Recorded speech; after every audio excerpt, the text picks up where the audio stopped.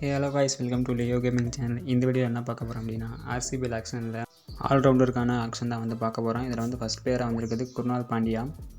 இது வரைக்கும் இந்த ஆக்ஷனில் பார்த்துக்கிட்டிங்கன்னா ஸ்மித்து தான் வந்து 15 கோடி கொடுத்து வாங்கியிருக்காங்க சிஎஸ்கே. அன்சோல்டு பிளேயராக போனார் இந்த வருஷம் ஐபிஎல் ஆக்ஷனில்.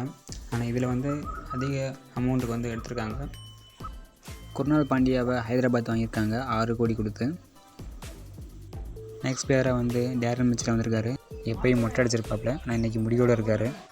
இவர் வந்து 3 கோடி கொடுத்து சிஎஸ்கே வாங்கியிருக்காங்க.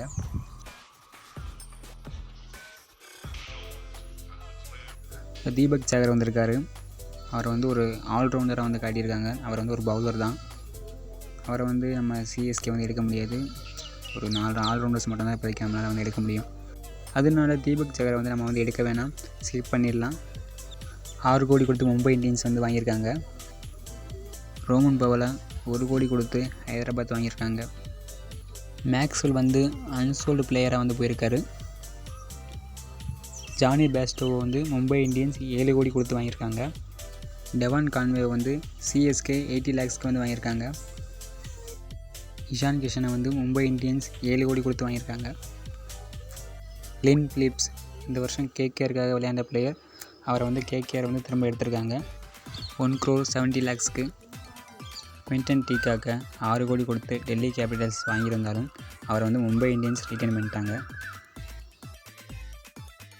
நெக்ஸ்ட்டு பார்க்க போகிறது வந்து ஃபாஸ்ட் பவுலிங்க்கான பிளேயர்ஸை வந்து பார்க்க போகிறோம்.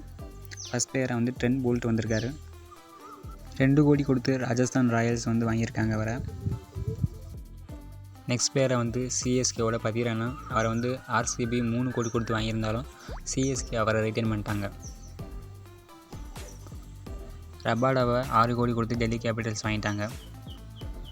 ஷர்துல் தாக்கூரை சிஎஸ்கே 1 கோடி கொடுத்து வாங்கியிருக்காங்க.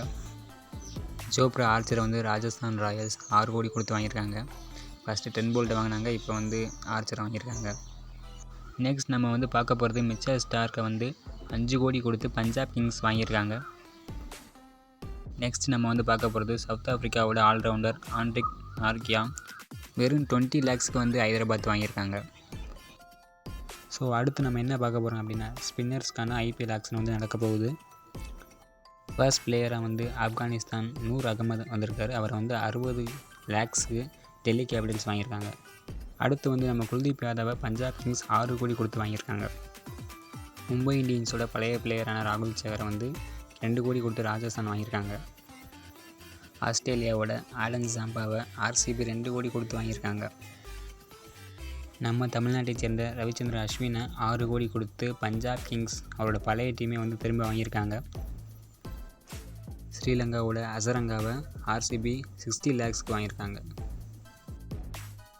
நெக்ஸ்ட் பிளேயராக வந்து சம்சி சிஎஸ்கே ஜெர்சி போட்டிருக்காரு. அவர் வந்து சென்னைக்காக விளையாண்டாலும் தெரியல, இருந்தாலும் இவரை வந்து பஞ்சாப் கிங்ஸ் வந்து வாங்கியிருக்காங்க.